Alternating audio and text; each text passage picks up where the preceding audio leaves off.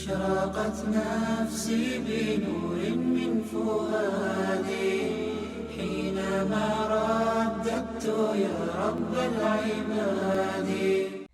بسم الله الرحمن الرحيم. So if you remember, last time we spoke about, do you remember one of the main stories we discussed last time? Anybody remember? Abu Dhar. Yes, Abu Dhar al-Ghafari, yes. And anything that has stuck in your head from his story? Do you remember any highlights of his story? Very good. Yes, that's right. So whatever little he learned from the Prophet ﷺ, he went back, he did dawah to his people, and his whole tribe became Muslim.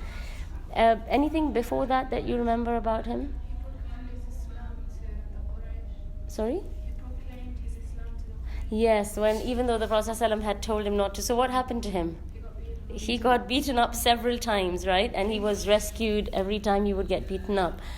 Okay, and what is a well-known fact about the tribe of Ghifar?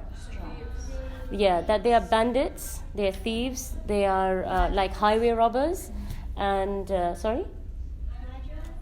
Yeah, they were murderers. People were generally very scared of them because they were rough people. They were not they were not refined and that kind of people. They were a rough group of people. And so that's why people would stop beating Abu Dhar up.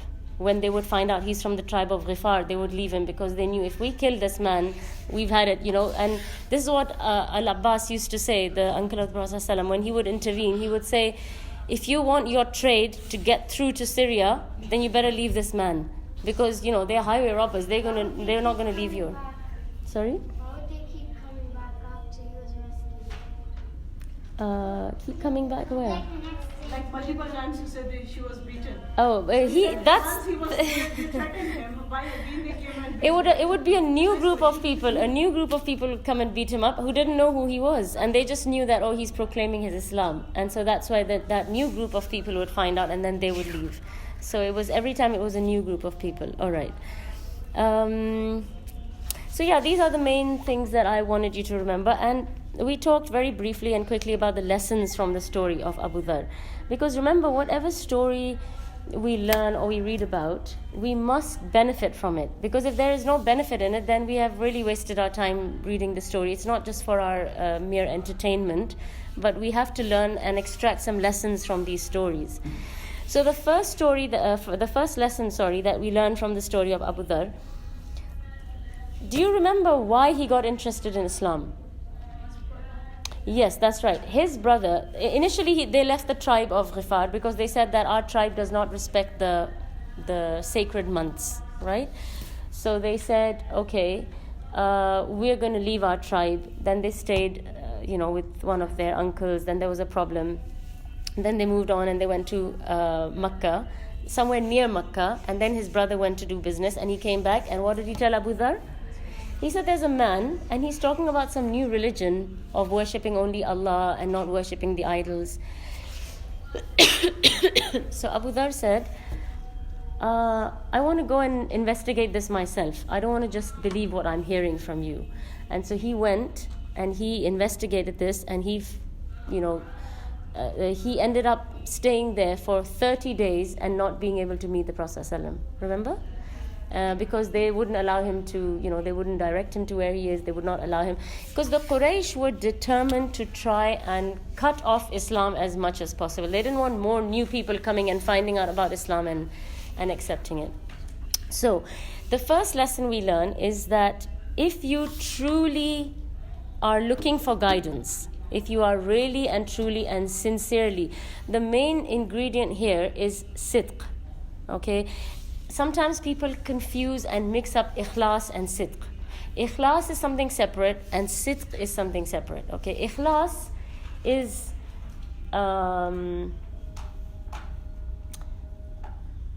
it's so difficult to explain these things in English because you think of the same word in English, as sincerity. But ikhlas is more like doing something only for the sake of Allah and not for anything else. Okay? So if I'm doing salah, I should do it with ikhlas. I should not be doing it so that people think, oh, mashallah, her salah is so good. The opposite of ikhlas is shirk. Shirk or riya.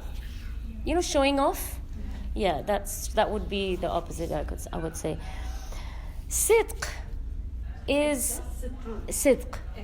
SIDQ. Yeah, sidq is you could say like it's loosely could be translated as sincerity, but sidq is having truthfulness with Allah. It's like from Siddiq. Sorry, yes, you could say it's from Siddiq. Yes, yeah. So if you really and truly want something, Allah will give it to you, but you have to really and truly want it for the right reasons. So you have to have sidq with ikhlas, you could say, right? So for example, let's say I want to learn Arabic, okay, and I don't know any Arabic, and I really and truly want to learn Arabic so that I can understand Quran, so that I have access to more Islamic information. Because you go into the bookshops and you see this shelves full of these English Islamic books. That is a drop in the ocean. The amount of Islamic literature that is available in Arabic is phenomenal.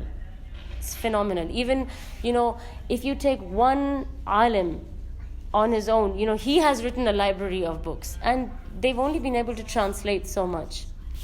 So Arabic really opens the door for many things, and it's the language of Jannah. There are many you could say stars on this language of Arabic. So sidq is when you really. So let's say I want to learn Arabic so that I can understand my deen better, and I don't want to learn Arabic for any other reason. That's the only reason I want to learn it. I don't want to show off to people. I don't want to tell people that, oh, look, I can read an Arabic book. It's none of that. I just want Arabic really and truly and sincerely. And I don't know anything about Arabic. But you will see, if I have sidq, if I'm sincere, I will get to my objective. Regardless of any obstacles in my course, I will get there. If you don't get to your desired aim or goal, the problem is not with the goal, it is with your heart. And you have to go back and you have to check yourself. If, for example, for 20 years you've been ranting, that I want to memorize Quran, or I want to learn Arabic, or I want to do this or that, and you have not been able to do it, that means that maybe you lack sincerity. The easiest example is to give of somebody who wants to lose weight. Somebody wants to lose weight and they go on and on, oh, I want to lose weight, I have to lose weight. And then you see them for 20 years, they just obese, or they just overweight, and they're just like, they're not getting anywhere with this. That means they're not really serious, right? It's a nice thing if it was to happen, but they're not really serious about it. Because if they were serious, you see the serious people in the gym, right? They are just sweating it out, they're doing weights and they're doing treadmill and they're doing this. And they're spending like 2-3 hours a day. I mean, you can see these people are very serious, and you see results. In 3 months, in 6 months, you see, mashallah, this person has got really fit, right? His cardiovascular is good, everything is good. So sincerity is, another good example is, at the time of one of the battles, this is in one of the early battles, this Bedouin, he participated in one of the battles, and after the battle was over, the Prophet ﷺ gave him his share of booty, okay, ghanaim. Booty is the spoils of war. So when you have a battle, and whatever is left behind by the enemies becomes yours. So let's say they had weapons, and they had horses, and they had goats, and they had clothes and belongings, and at the end of the battle they left everything and ran away, or they got killed. So everything that's left over, it becomes the property of the army who wins, right? So that is called ghanima or anfal. Or the Amir takes it, whoever is in charge, he takes it, and then he has to divide it. So the Prophet ﷺ gave this Bedouin his share, and he said, here, this is your share from the battle. So he looked at this, and he said to the Prophet ﷺ, he said, what is this? He said, this is your share from the booty. He said, this is not what I came here for. He said, I came here to fight until an arrow goes through my neck so I can get Jannah. He said, that's why I came here. I did not come here for these material things. And he went away. And as he walked away, they were, also remember that they were Bedouins, right? They are people living in a very rough climate. So they were a bit rough by nature as well. I mean, you would think that, how can he speak to the Prophet like that? But this is just, this was just their mannerisms because of the, place where they lived, the way they grew up, and the kind of, things they went through. And as he walked away, the Prophet ﷺ said, if he is sincere, he will get what he wants. Now this is sidq. In the next battle, they had some people who had been killed, had been shaheed. And the Prophet ﷺ was walking around to check, and he found this Bedouin with an arrow through his neck. So he was sincere and he got what he wanted. Allah subhanahu wa ta'ala, He wants to give you. He doesn't want to hold back from you in terms of good things. You have to want it sincerely, and then Allah will give it to you. But if you don't want it sincerely, or you want it for wrong reasons, or you don't want it bad enough, then you will not get it. So it's all about how sincere you are in wanting something. So you see here, Abu Dhar, he really wanted to know the truth. So even though he heard the story from his brother, that wasn't enough. He said, I want to go and look at this and check this out myself. So he went, he got beaten up, he went through all of this, but he got the thing he had thirst for the truth, and he got it. And you will see that in some other stories as well, such as Salman al-Farisi. He was not Muslim, he came from Faris, he came from Iran. He came all the way, hearing about this one and that one. They some of them were just thirsty for knowing what is the truth, what is the haqq, This one is worshipping fire, this one is worshipping idols. They wanted to know what is the truth. So those who were sincere, Allah guided them to the truth. So that's the first thing. The second thing is, we learn from the story, is that the Prophet ﷺ told us to convey, even if it is one ayah. Because the 30 days that Abu Dhar was in Makkah, he only met the Prophet ﷺ, I think, for 3 days. And in those 3 days, what would he have learnt, right? Very little. But he goes back and he propagates whatever little he knows to his people. The main idea is that Allah is one, He does not have any partners, we should not be worshipping other things, we should be obeying Allah and His Messenger, basic things. And initially a few people from his tribe became Muslim, and then gradually the entire tribe becomes Muslim. But the point is that convey whatever little you know about Islam. Don't be shy, don't think, I'm not a scholar, I don't know anything. Whatever little you know, pass it on, because you don't know who it will benefit and how it will benefit someone. The third thing is, he was a great example of courage. Right? I mean, how many of us would get beaten up once and then go back to get beaten up a second time and then go back a third time? But he was so brave. He didn't want to hide his Islam. He said, I don't care what these people are going to do and what they think of me. He went and he kept, proclaiming that I'm a Muslim. And this is why, one of the reasons why, it was these Sahaba, this particular group of people, who Allah subhanahu wa ta'ala chose as a transporter of this religion, because they were tough, they were determined, they had courage, they had sincerity. The Arabs at that time, they were known to keep their word. If somebody said, I'm going to kill you, he's going to kill you. They were really determined in whichever direction. And when Islam came, it sort of you could say it molded their determination for good, right? So they already had these qualities in them, and this is one of the reasons why they are chosen as the bearers of this religion to pass it on to the other generations. Number 4, we learn from this about verifying the truth. Because when Abu Dhar went into Makkah, now I can't remember this part of the story, but I'm assuming he was told that the Prophet ﷺ is a liar and he's a sorcerer. And I think his brother was told that as well. So when his brother came back, he said, there's this man, he's proclaiming Islam, but they say he's a magician, he's a sorcerer. So don't believe tales that are carried onto you. If you hear any information, please verify it. If you hear, for example, someone comes and says that such and such sister has done such and such thing, you've only heard one side of the story, right? You've only heard from your friend. It would not be fair for you to judge without hearing that other person's side of the story, because everybody has a side of their story. So It's only fair to judge when you have both sides. So be fair and try your best to get the source and get the truth before believing, any tales that you hear. Because if Abu Dhar had just believed that, he would not have even bothered to find out about Islam, right? He would have thought, some silly magician is going around Makkah, right? But he said, no, I want to go and find out and investigate myself. The fifth and last point we learn is not to belittle any good deed.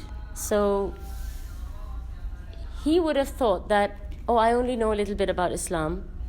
And maybe he would have thought, when I go back, I have nothing to tell my people because I don't know that much myself.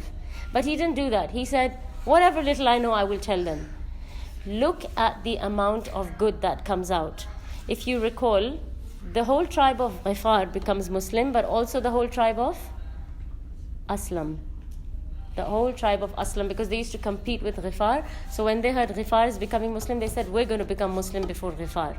So 2 entire tribes became Muslim by the little bit of dawah that Abu Dhar did, the little bit of information that he had. Just to sidetrack a little bit from the Seerah and just to give you some more current examples. Somewhere in America, there was in the universities, in the UK we have something called ISOC, which is Islamic Society. And in America you have something called MSA, which is Muslim Students Association.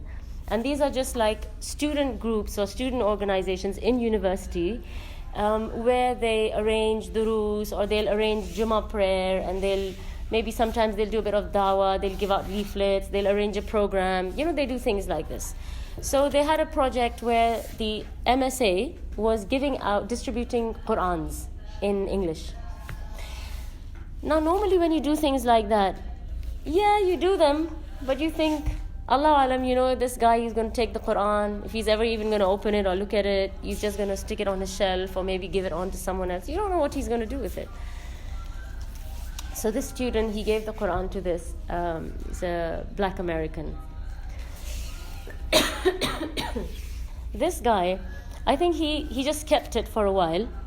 And then one day, I think he decided to look at it and read it. So he said, I opened the book. And he said, the first page said introduction, which was Al-Fatiha. So he said, I just skipped it and I turned the page. Because normally you don't read preface and introduction to books, right? You want to get into the main body of the book. So the next thing he would have seen is Baqarah, right? So he reads the first verse. ذَلِكَ الْكِتَابُ لَا رَيْبَ فِيهِ. This is a book wherein there is no doubt. And this really struck him, because mostly when you read a book, the author starts by apologizing for his mistakes, and he says, in my next edition, we will make some changes, and he's saying that this book is saying that this is perfect, there's nothing wrong with it. So this really hit him. And he said he kept reading, and then he said he kept turning pages to see where the name of the author is. Because he did not really understand, that what the Quran is. So he's thinking that who has written this book and who is so confident about themselves? And as he reads it, he realizes, the power and the strength with which the Quran comes to you. It immediately makes you realize that this is not a human being's work, and that's what happened to him. As he read it, he realized this is not a human being who has written this book. And then eventually he became a Muslim. And the thing that convinced him and made him a Muslim is ذَلِكَ الْكِتَابُ لَا رَيْبَ فِيهِ. Just those verses. He was just awestruck. And then he went on to become an imam of a masjid. And through him, lots of people became Muslim. Now, if we go back to the beginning of the story, and we talk about the poor little MSA student who's distributing Qurans, do you think he knows that a copy of all those people's ibadah, their salah, their siyam, their adhkar, everything is being deposited in the student's account? Because he handed over the Quran, right? And whoever contributed to printing that Quran, he's also getting a reward. But the thing is that in the beginning, you just see that little act, right? You think, oh, okay, they're just distributing this. But you don't know what Allah has kept for you, the treasures that Allah has saved for you. So never ever belittle any action, any little thing you can do. You don't know. If it is sincere, it will go far and wide. That's a guarantee. It will not stop if it is sincere. So, like for example, you see the works of Imam al-Nawawi. The Arba'in Nawawi, the 40 hadith. I don't know anybody who doesn't know about Arba'in Nawawi. Even the non-practicing people, they've all heard of 40 hadith. It's like 40 hadith is so well known. And this was just a small thing that he did. Imam Nawawi wrote many other things, but perhaps the sincerity with which he did this work is what caused this to go far and wide, right? So sincerity is very important. Now we go on to the main topic for today, which was the hijrah to Abyssinia.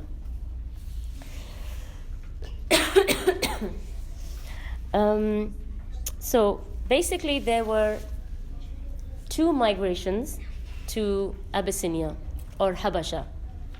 The first one was in the 5th year of hijrah. And why do you think the hijrah happened?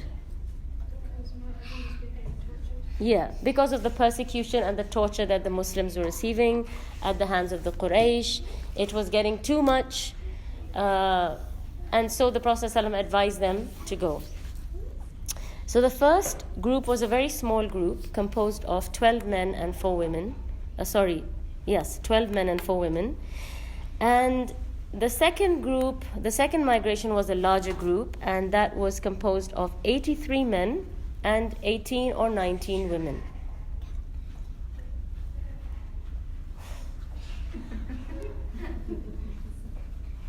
Can you sit down, please? Okay.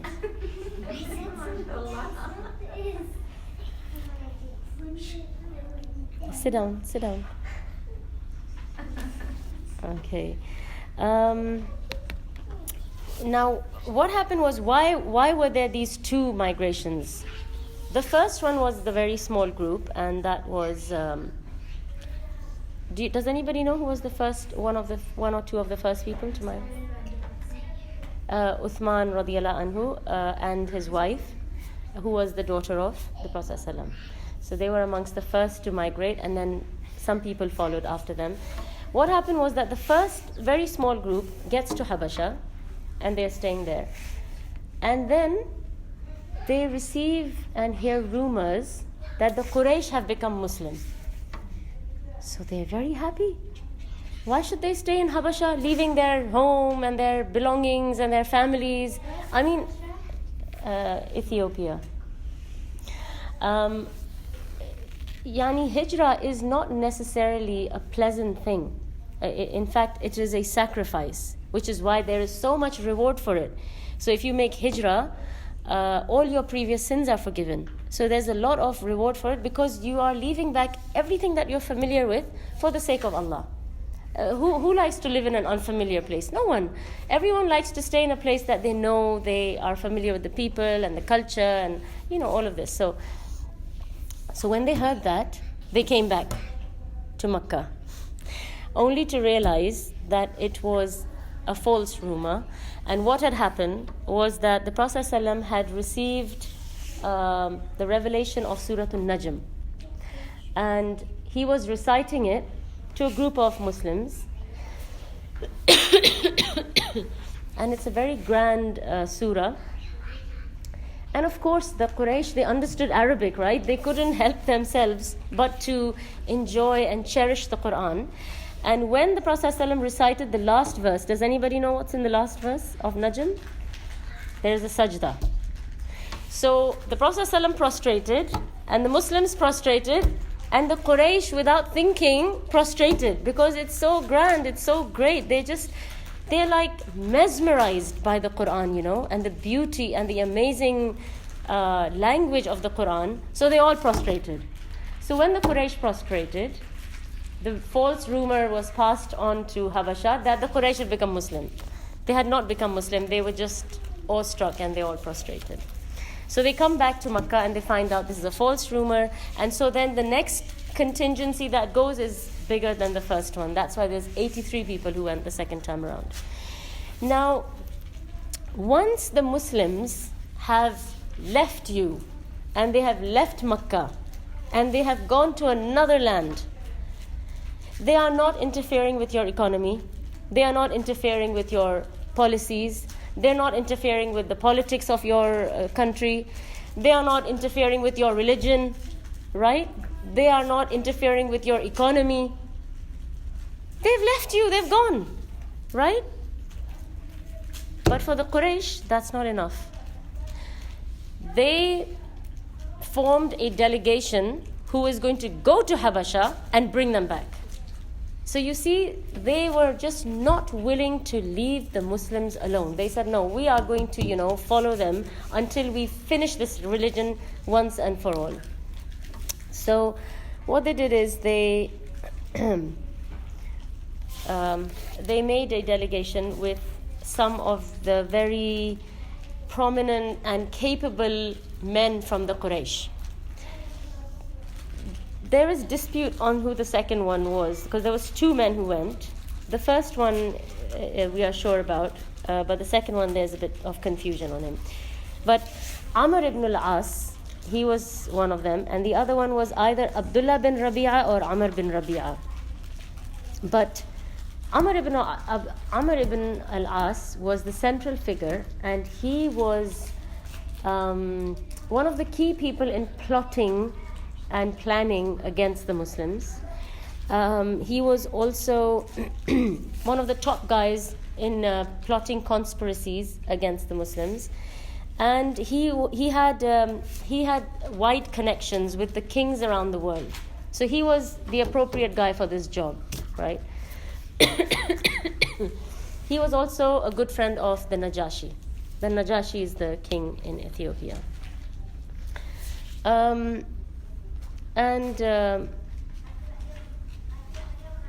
Prophet ﷺ, when he sent the people, he said, why don't you go to Al-Habasha? Because therein is a king who is just and he does not oppress anyone. The king's name was Al-Najashi, who was a Christian. So remember these words of the Prophet ﷺ. He said, there is a king over there who is not unjust. Okay. Now, the Quraysh, as usual, you see, when you're not on the haqq, when you're not on the truth, you have to try this and you have to try that. You have to try somehow to make your argument to stand. But when you're on the truth, when you know you're being honest and you're 100% sure of what you are doing, then you don't need to grapple at straws. You're confident in what you know and what you have. So the Quraysh, they're obviously not confident. And like we said last time, right? They knew that Islam is the truth, but they're not willing to accept it. So Amr ibn al-As, he takes some nice gifts and presents for the people in Abyssinia. Not just the king and his ministers. And first he goes and meets the ministers, then he meets the king.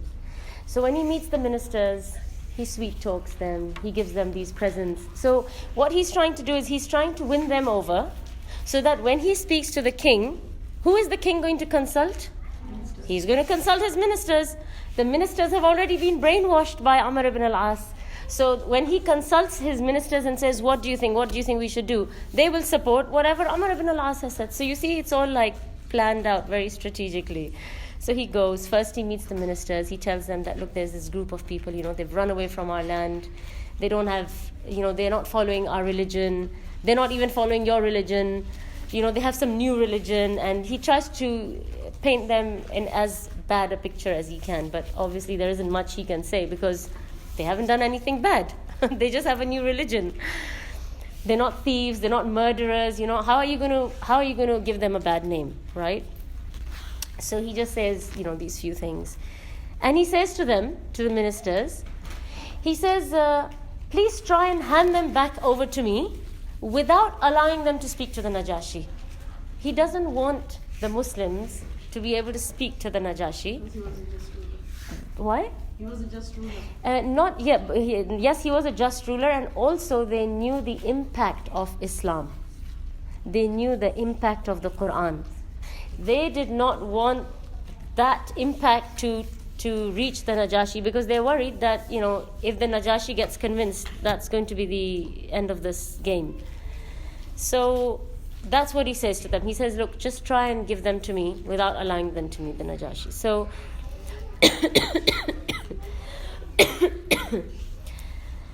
when this message reaches the Najashi, he said, now remember, he's a just ruler, he's not unjust. He says, no, I will not hand over people who sought refuge in my land until I hear their side of the story.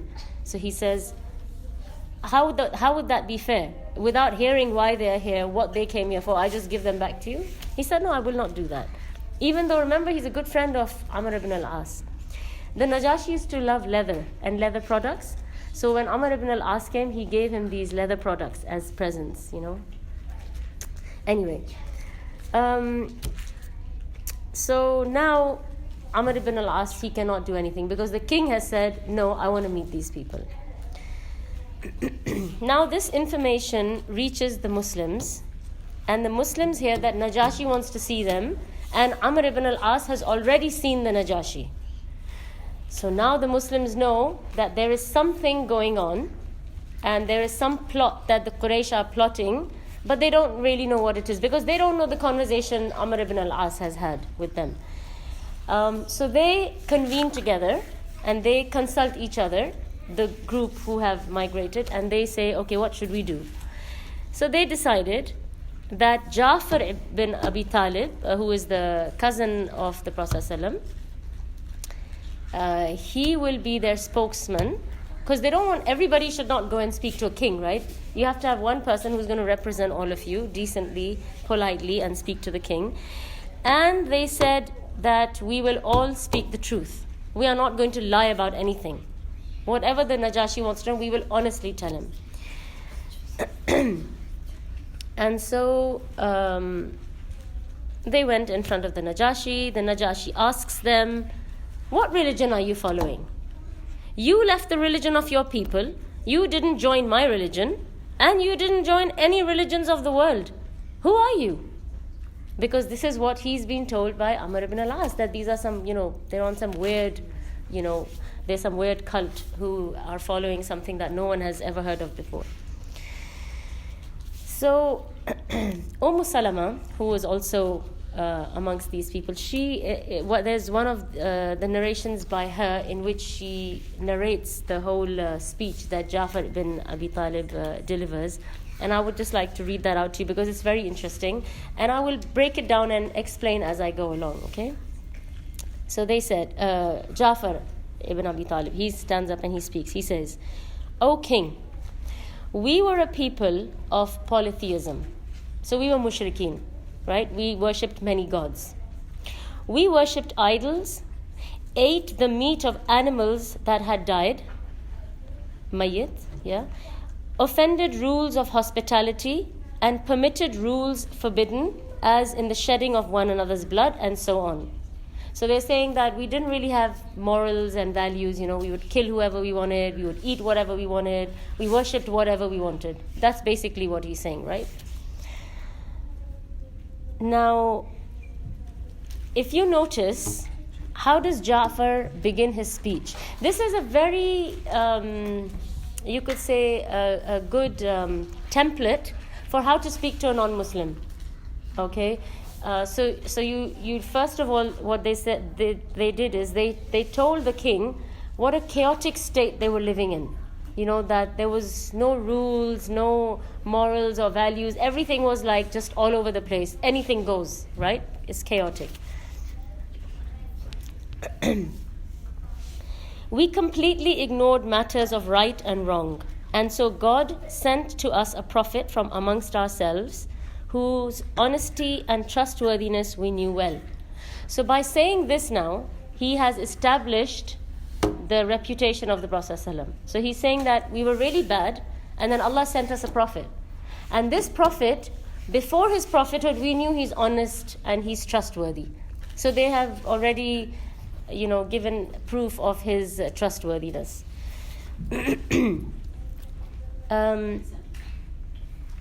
He summoned us to pray to God alone and without associates, told us to respect the rights of kinship, to honor the rights of hospitality, to pray to God, the Almighty and Glorious, to fast for Him, and to worship none other than Him. So here, Ja'far is informing the Najashi of the concept of Tawheed, because he said that this Prophet told us to worship God alone, without any associates. And he has introduced to the Najashi the morals and the teachings of Islam. Tell the truth, don't lie, don't hurt anyone, be hospitable, don't kill, don't eat dead things or things which will harm you, etc. And so he called us to God, to affirm His oneness, to worship Him, and to tear down all the other stones and idols that our forefathers had worshipped apart from Him. He ordered us to be truthful in our speech, to keep others' trust, to respect kinship ties and hospitality rights, and to abandon things forbidden and the shedding of blood. He forbade us to do anything immoral, to tell lies, to misuse the funds of orphans, to make false accusations against women of virtue. He ordered us to worship Allah and to associate no other God with Him. He told us to pray, to give alms, and to fast. Okay, so he's given all the, you could say, the teachings of Islam as briefly as he could, right? Now, whatever Ja'far has said so far, whatever you've heard me say, can anybody deny these things, as in, would anybody argue that some of these things are bad? Or would anybody say, oh my God, what is this man teaching you? He's teaching you to be honest. He's teaching you to be nice to your guest. He's teaching you to be, worship Allah alone without associating others with Him. He's not telling you to do anything bad. So the Najashi is listening and he's probably thinking that, okay, what's wrong with this? Where is the problem? And also he kept it brief and to the point. He's not talking volumes and volumes beyond him, but just very briefly.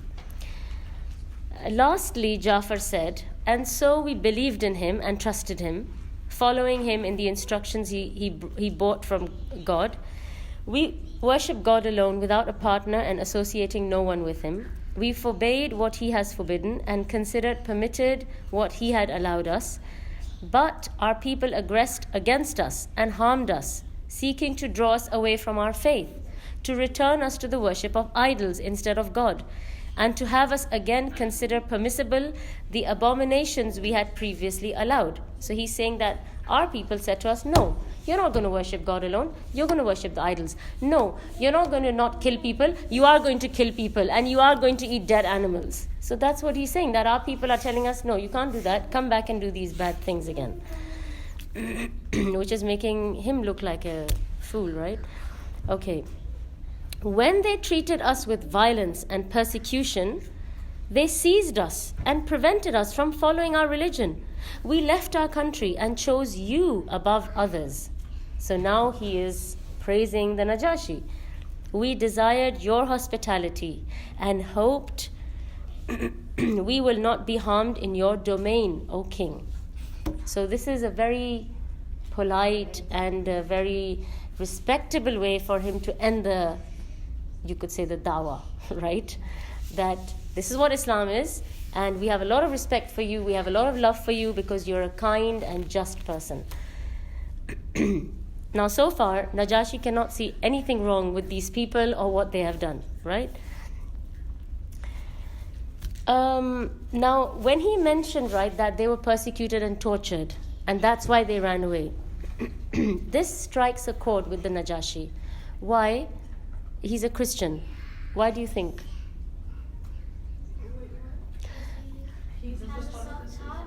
Yeah, he has a soft heart. But what does this remind him of when he hears that they were That he's also his own religion? What? also a Christian. Yeah, but what part of his own religion? Who was persecuted in his religion? Isa alayhi salam, right? He was tortured and he was punished, and until they think that they put him on the cross, right? according to Islam, we know that it was somebody who looked like him, who resembled him. Isa alayhi salam, Allah took him up, right? Because Allah says, وَإِذْ قَالَ اللَّهُ Ya Isa inni mutawaffika, yes, وَرَافِعُكَ إِلَيَّ. So Allah raised him. But there was somebody who looked like him. But look at what they did to that guy, right? They tortured him, they killed him, they did all this to him. So when he hears about persecution, this, this sort of like awakens some feelings inside his heart, because he's thinking about Isa alayhi salam and how he was persecuted just because of religion. So in fact now he feels even more, soft and receptive towards what they are saying. Now, hearing all this, the Najashi said, "Did you bring anything with you from what he brought?" So he's not asking for material things. He's asking about the Quran. He's asking about revelation. He's saying, from what your Prophet has brought, have you got anything? Have you brought anything? As in, do you remember anything that you can tell me? So now he wants to hear the Quran. So Ja'far, he very strategically and smartly, he selects Surah Maryam, right? And he could have selected any verses, right? But he selects these particular verses from Surah Maryam.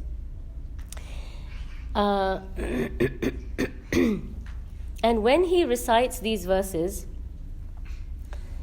Salama said, "I swear, An-Najashi wept so hard, his beard was soaked, and all his bishops cried so hard that they wept and they wet their Bibles. Because they're holding their Bibles, but when they're hearing the Quran, they cried so much that their Bibles became soaked in tears." Now, number one, it must have been a very beautiful recitation. Number two, yes?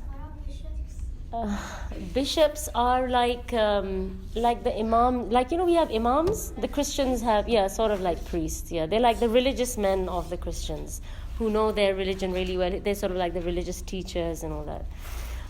Now, when I first heard this, I remember thinking that, how did the Abyssinians know Arabic? Because the Quran is in Arabic. They say that, the Arabic, they say that, I mentioned to you, right, that Amr ibn al-As, he was a good friend with the Najashi. He knew that the Najashi liked leather. So there must have been communication between them. There must have been some kind of dealings that they both had with each other. And so we're assuming that they knew some Arabic because of the previous communications between the Arabs and the Habash.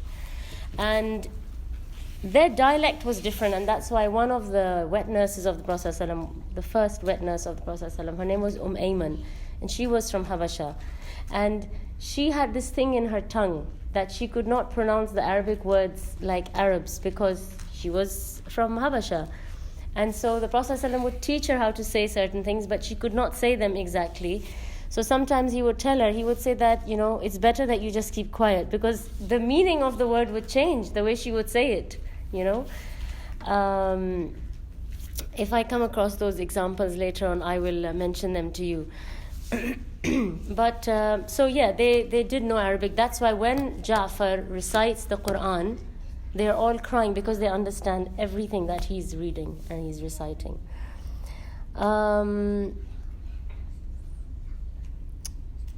So, after all this, right, the Najashi refuses to hand over the Muslims. And he tells Amr ibn al-As, sorry, I'm not giving them back to you. And the leather products that he has brought for him, he's an old friend of his, he gives them all back to him. He says, take back your presents. I don't want your presents, and I'm not giving these people back to you.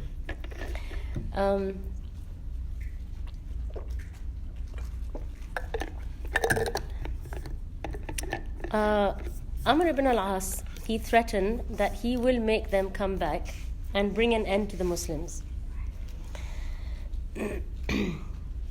his partner, whether it was Abdullah ibn Rabi'a or Amr ibn Rabi'a, he says to him, he says that, look, they're not giving us back the Muslims. Let's just go back.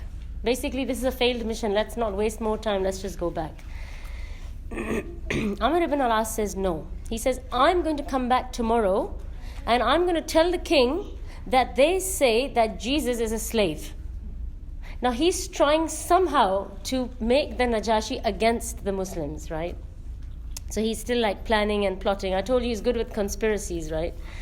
So he says, I'm not going to go. I'm going to stay. And tomorrow I'm going to come and plant some more ideas in the Najashi's head. So he does it, right? He goes back the next day and he tells the Negus, he says, do you know that the Muslims don't believe that Jesus is the son of God? Do you know that? That basically, what an insult that is to you. So Najashi becomes concerned. And the Najashi, he was a religious man. He was not secular. He was not like irreligious. Religion meant something to him. That's why he cried when he heard about the verses about Maryam alayhi salam, right? So he calls the Muslims again. He says, come back, I want to speak to you again. So the Muslims, again, they convene with each other. They do shura. They consult each other. And they come to the same agreement that Jafar is going to speak on behalf of all of us. And we will stick to the truth. We're not going to lie about anything. So when they arrive, the Najashi asks them. He says, what do you say about Isa? So they said, we say that he is a messenger of Allah. He is the word of Allah casted on Mary, the chaste and virgin. Right? The Negus said, there is no difference between what you say about him and what I say about him. Because the Christians also believe that he is a word that was cast on Mary. It's the Jews who came and messed that story up and said something else, right? So immediately the bishop started making some commotion, right? And the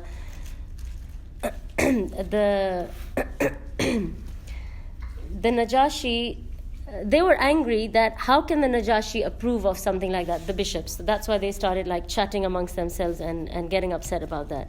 Because the Christians of Abyssinia were Orthodox Christians and they did not approve of something like this where you don't say that Jesus is the Son of God. Okay.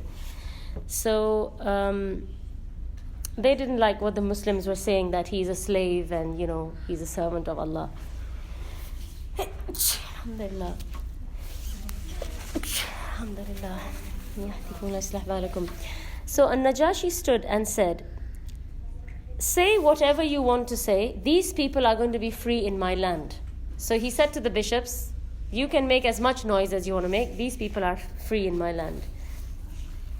And Salama says that Amr ibn al-As and his partner were left with disgrace because the Najashi drove them out and even gave them back their gifts.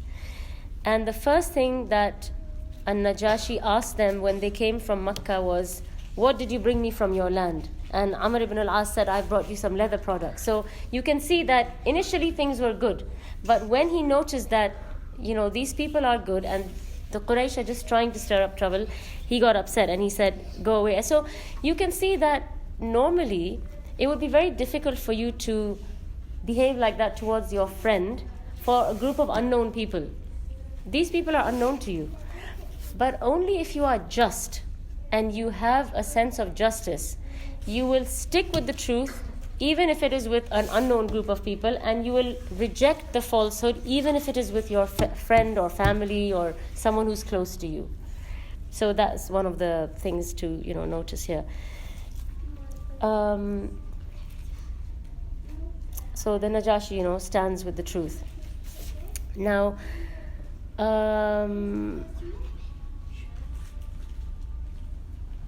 there are 3 main lessons to learn from this hijrah, but what I will do is if I stop here and talk about the Adhkar of Salah, of Adhkar of Naum,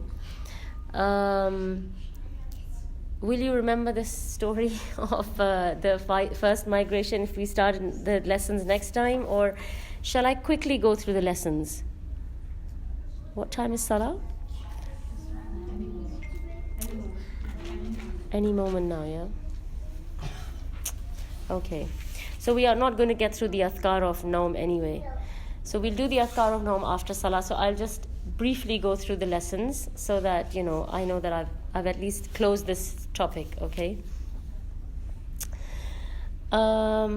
So some of the lessons are, number one, what were the reasons for this hijrah and why did the Muslims feel the need to leave this land and go to Abyssinia? They leave the best place on the face of this earth, Makkah, and they go to another place where the Prophet ﷺ told them to go, right? He's the one who said to them that, why don't you go to Habasha? Ibn Hazm says, when the number of Muslims increased and the persecution increased, Allah allowed them to migrate. So one of the things that this teaches you is that if you cannot comfortably practice your deen, and the way you're practicing your deen is getting affected by things around you, then maybe it's time to move, right? And go somewhere where you feel comfortable and safe to do what you want to do, right? So nowadays you see there's a lot of hostility in some places. Unless there is an absolute urgent need, don't go there. Don't make yourself, a sitting duck for attacks and for, problems. So only go if you really need to. Otherwise, stay in a place which is safe, where you can comfortably, worship Allah. The second thing you see here is that they did this to safeguard their faith. Now, remember we talked about Khabbab, who had holes in his back. Does anyone remember the story, right? So he was tortured, right? And a number of them were tortured. Some of them were tortured until they were killed. But everyone did not have that strength of Iman to go through that torture and stay Muslim. So the Prophet ﷺ tells them to leave. I mean, this is again a lesson for us. Don't put your Iman to a test where, you're trying to see that how strong is my Iman. Yes, alhamdulillah, some people have very strong Iman and some people's Iman is weaker. But in either case, don't test your Iman because you don't know when it can just give way, right?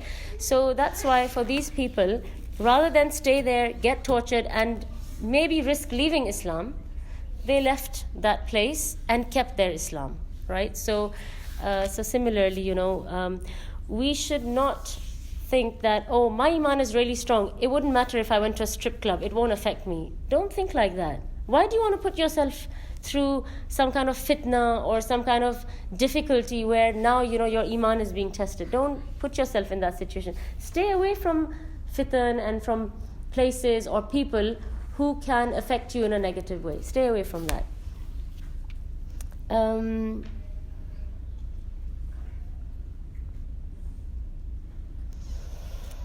And again, there is a story from the hadith, from the sunnah, that a man, he came and he gave the Prophet ﷺ everything he had as sadaqah. And the Prophet ﷺ said, what have you kept for yourself or your family? He said, nothing. He said, whatever I have given it to you.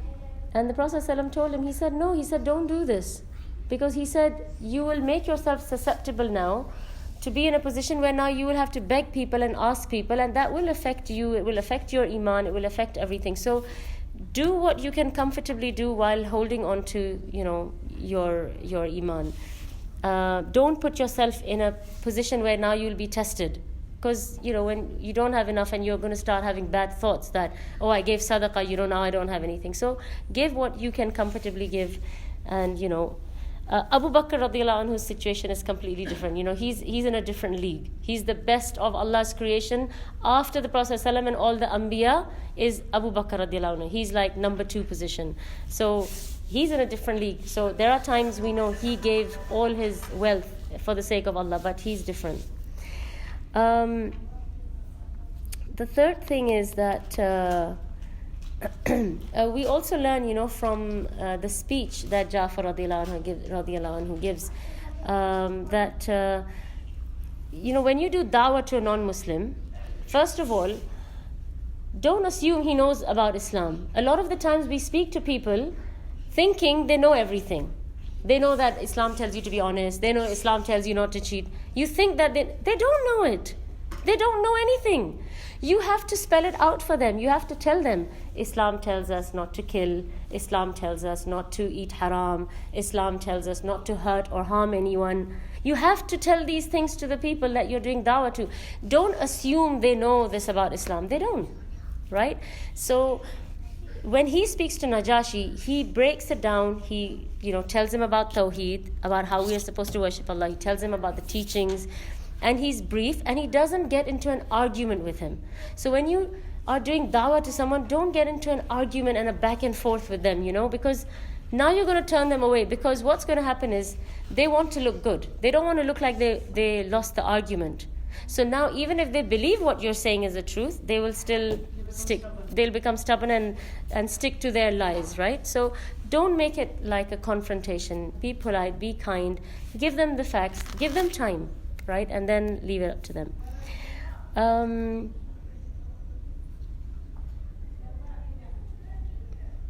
Okay.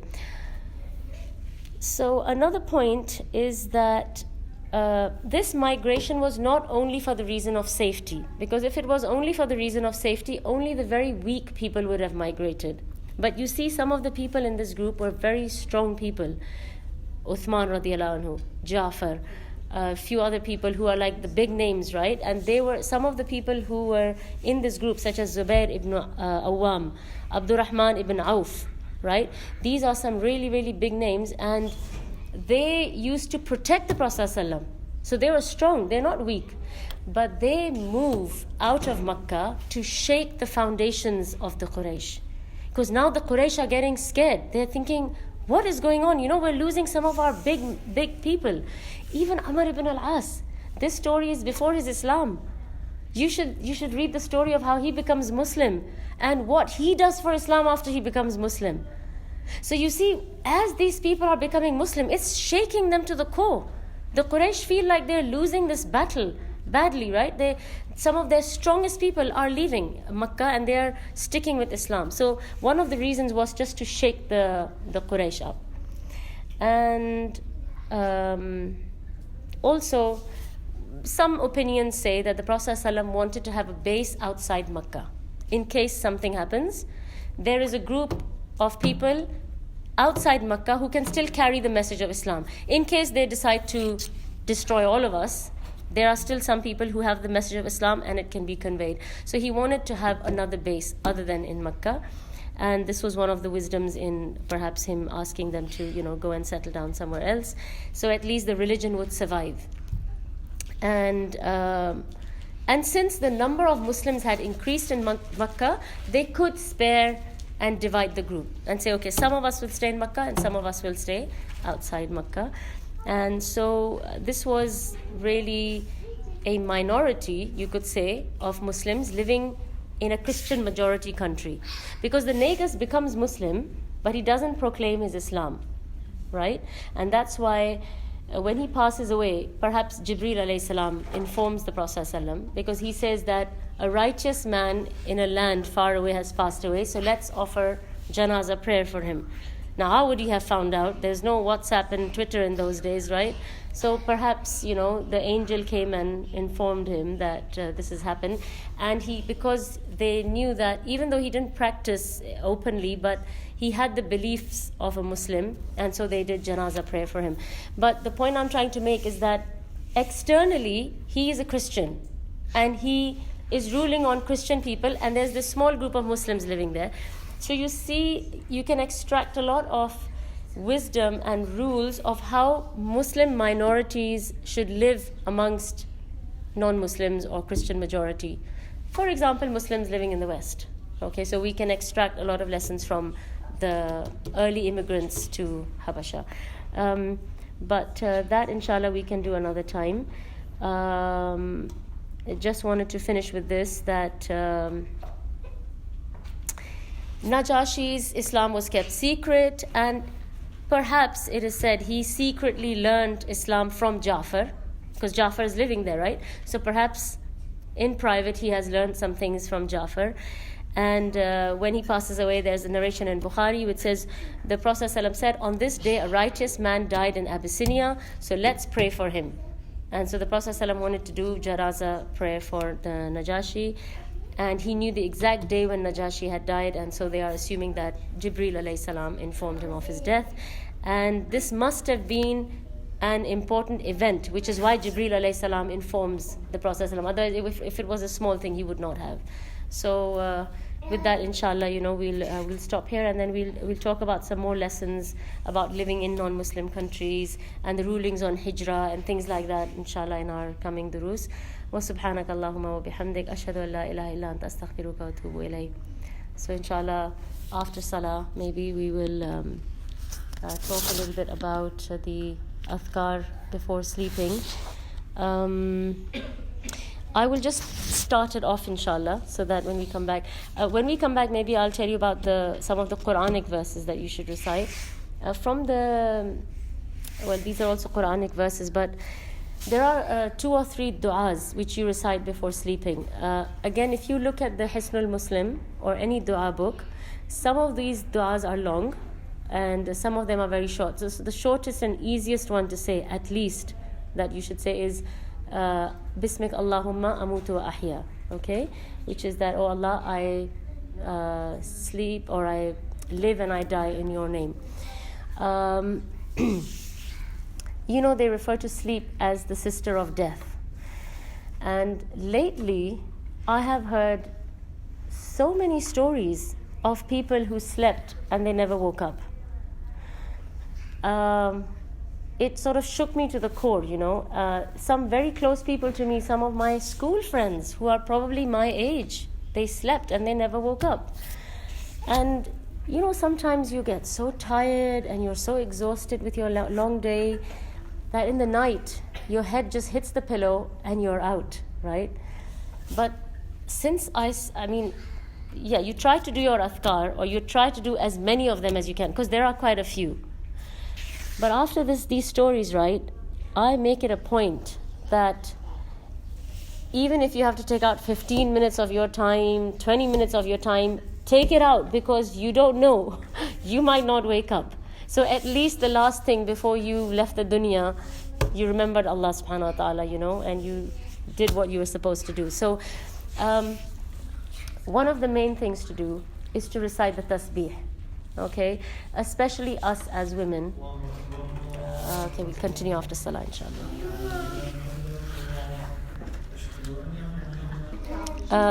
Bismillah, alhamdulillah, wassalatu wassalamu ala rasulillah. So I was saying that particularly for the ladies, I think it's very important that we do this tasbih, reciting Subhanallah 33 times, Alhamdulillah 33 times, and Allahu Akbar 33 or 34 times.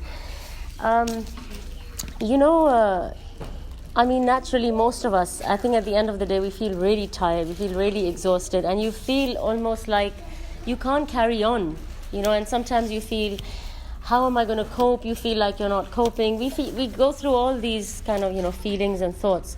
And so the tasbih is very, very, very important, because I know it sounds like a bunch of words that I'm saying, but trust me, try it. The best way to energize yourself and to feel, like you can get up and run a marathon, is to do lots of adhkar, is to do lots of dhikr. And the more dhikr you do, the stronger you feel. It's just that kind of thing. And this dhikr in the night, how this was given to us, right? Through the story of Fatima radiallahu anha, right? She went to her father, she said, she had cuts in her hands from working in the house. Because in those days, they didn't have washing machines and blenders, and she had children in her house.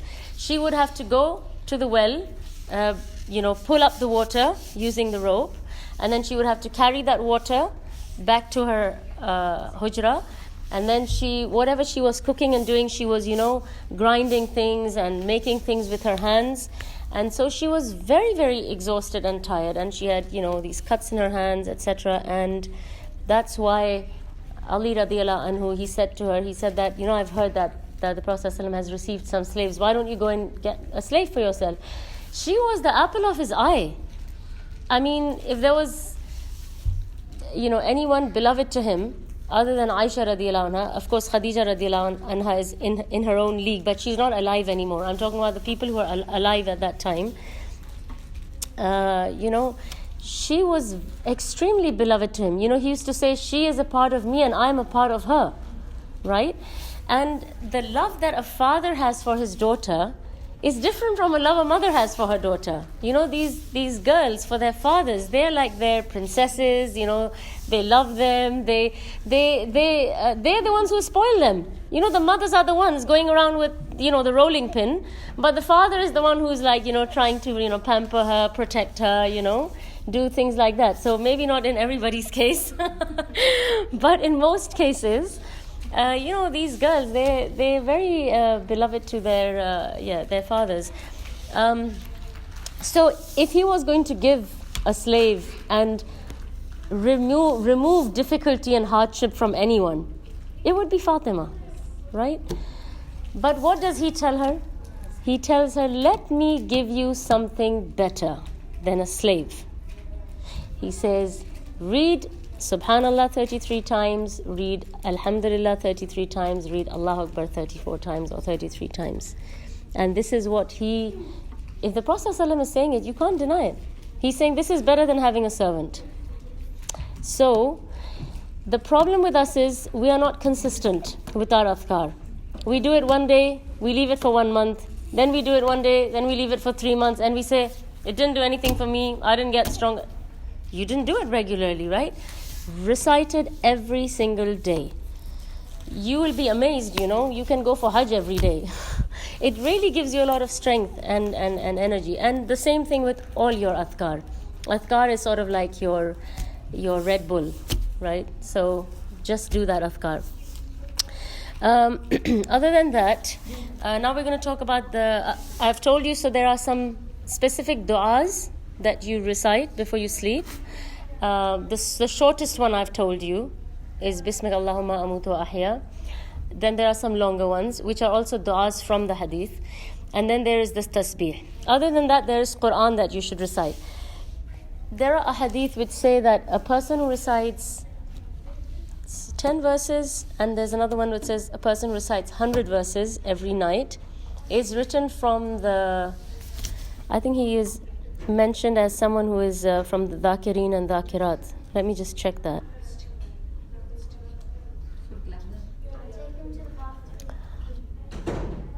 Oh, you better take him.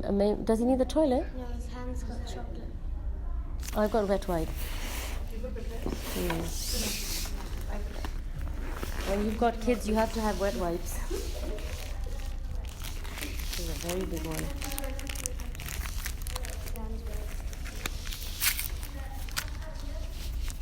There you go. Okay, so I was looking for the hadith, isn't it? Yeah, it's either 10 verses or 100 verses. Let me just find the hadith so I'm not telling you the wrong thing.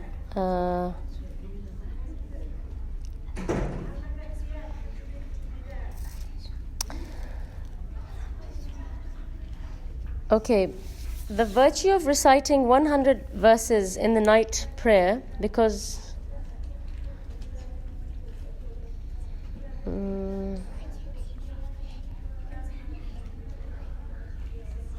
okay, so the hadith is actually saying the virtue of reciting 100 verses in the night prayer, which is the qiyam, because the one who recites 100 verses in the night prayer will not be recorded as being among the heedless.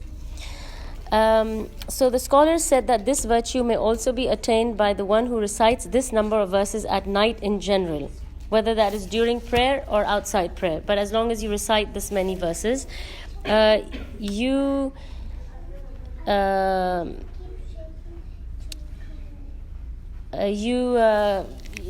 written as somebody who is not heedless. All right.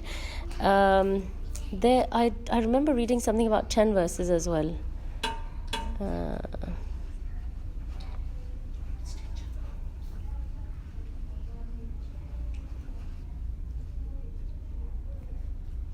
Then there's another narration which says, whoever prays at night reciting 100 verses will not be recorded as one of the heedless, and whoever prays at night with 200 verses will be recorded as one of the sincere and devout.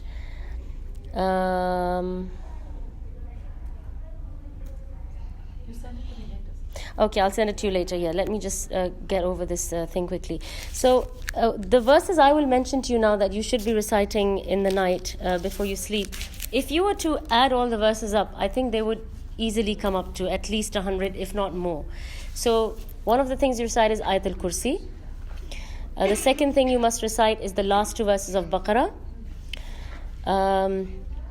It was narrated that whoever recites the last two verses of Baqarah at night, they will suffice him. They are enough for him. And for Ayatul Kursi, when you go to your bed, recite Ayatul Kursi, for there will remain with you a guardian from Allah, and no devil will approach you until the morning comes. Okay? So this is what the shaitan taught Abu Hurairah, right? Okay. Then Suratul Isra and Surat Az-Zumar. Oh my goodness. Wait.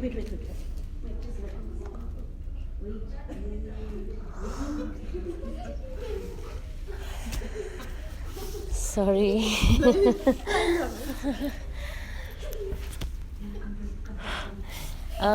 Suratul Isra and Surat Az-Zumar. It was narrated that Aisha radiallahu anha said the Prophet ﷺ would not go to sleep until he had recited Bani Israel and Az-Zumar. Bani Israel is another name for Suratul Isra. And then Suratul Kafirun, Qul Ya Ayyuhal Kafirun. This is again the Prophet ﷺ said to recite Qul Ya Ayyuhal Kafirun, then go to sleep at the end of it, for it is a disavowal of shirk, right? And then the three Muawwidhatayn and the Ikhlas 3 times each. So Qul Huwallahu Ahad, Qul A'udhu Birabbil Falaq, and Qul A'udhu Birabbin Nas 3 times. But the way to recite these 3 surahs is different from the others. So you must sort of sit up, so you know, wherever you're in your bed or on the floor, wherever you're sleeping. So you sit up with your legs up like that, okay? And you cup your hands and you recite into your hands. And as you recite, you semi-blow and spit, which is called nafath, right? So you say, قُلْ هُوَ اللَّهُ أَحَدٌ اللَّهُ الصَّمَدُ لَمْ يَلِدْ وَلَمْ يُولَدْ وَلَمْ يَكُنْ لَهُ كُفُوًا أَحَدٌ قُلْ أَعُوذُ بِرَبِّ الْفَلَقِ مِنْ شَرِّ مَا خَلَقَ مِنْ شَرِّ غَاسِقٍ إِذَا وَقَبَ من شر النفاثات في العقد ومن شر حاسد إذا حسد بسم الله الرحمن الرحيم قل أعوذ برب الناس ملك الناس إله الناس من شر الوسواس الخناس الذي يوسوس في صدور الناس من الجنة والناس. And then you wipe over your head, your face, your arms, your body, until your legs, back, everything. And you repeat the same thing second time. قُلْ هُوَ اللَّهُ أَحَدٌ اللَّهُ الصَّمَدُ لَمْ يَلِدْ وَلَمْ يُولَدْ. And either after each surah or at the end of the 3 you go, and then you do this, right? So Ibrahim sits next to me when I do it, and he doesn't recite anything, but when it comes to blowing and spitting, he gives me his hands, and then I blow and spit in his hands, and then he wipes himself and I wipe myself. So yeah, there's just a different way of doing the 3 قُلْ هُوَ اللَّهُ أَحَدٌ قُلْ أَعُوذُ بِرَبِّ الْفَلَقِ and قُلْ أَعُوذُ بِرَبِّ النَّاسِ. So you have to blow and spit and wipe yourself, okay? And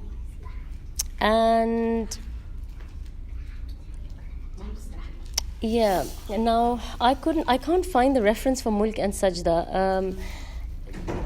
There is a reference I heard some time ago that it was a weak reference, but yes, the Prophet ﷺ, it is narrated that he would recite Suratul Mulk, which is supposed to be save you from the punishment in the grave, and Suratul Sajda.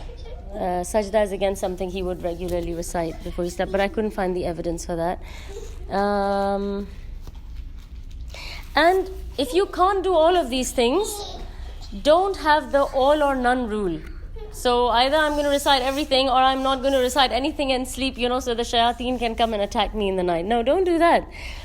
If you've had a really long day, you're really tired and you really are very low on energy, tasbih, Bismik Allahumma amutu wa ahya, and at least your Ayatul Kursi and the Muawwidhatayn.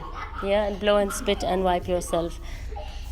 And if you remember some of these surahs from memory, you can just recite from your memory. You don't have to open a mushaf and read from that. Okay? So that's basically your adhkar qabla al-nawm. There are also narrations that the Prophet ﷺ would recite all the... Maria, Maimuna, tell him not to make noise. Maimuna, please tell him not to make noise. There are also narrations of the Prophet ﷺ reciting some of the Hamim surahs. But again, I have not found that yet. But so, like I said, do as much as you can. Okay, the night you have time, you're free. You can start, after Isha Salah. It doesn't have to be in bed. Like once Isha Adhan has happened, anytime you have some time, like let's say you're sitting and waiting for your husband to come back from the masjid, start doing some of your adhkar. Recite the surahs which are long. Start reciting Mulk or Sajda or, Isra or anything else that you want to recite. You can start reciting it, and then just before you sleep, you can do your blowing and spitting and wipe yourself. These surahs are read that in the hadith it says that Nabi Sallallahu Alaihi Wasallam hasn't slept before, without reading this. That doesn't mean that it's just before sleeping. Yes, exactly. I mean, what I'm saying is, I don't know about throughout the day, but once it's night, you can start reciting them, So you're doing it bit by bit by bit. So by the time you actually get to your pillow, you've done most of your adhkar, I mean, nowadays we have Masahif on our phone, It's so easy to just open it, bookmark it, just start reading, and, inshallah. And when you start doing it regularly, you become very, you recite it much easily and much more easily and quicker, It doesn't take you that much time to recite. Just like Kahf, when you read it every Friday. Now, some things you can read without even concentrating on you just need to have an idea of what's on the page. So similarly, some of these surahs, they become so easy, you can just read them without, having to concentrate too much as time goes. In the beginning, you will think that, oh my goodness, this is taking a long time. But as time goes on, it will become easier and quicker. And remember, that before you sleep, you don't know if you will wake up. Your soul actually leaves the body when you sleep. That's why you have these dreams and, where you see you're meeting people and you're doing this and you're going there and here and, all these kind of things. Inshallah, next dars, when I talk about Ramadan, I will talk to you about the adhkar ba'da salah. Okay? So you know what to say every time you finish doing salah. That's very important as well. I think you're going to be given a sheet with all the adhkar, inshallah. I had a look, but I was a bit busy with Yeah. Inshallah, take your time, yeah. But as long as they get it before Ramadan, so they can start doing adhkar. Like after every salah, we do this tasbih. So then this tasbih, when you say before you go to bed, so we should do this even if Separate, yeah. Again, Separate. yeah.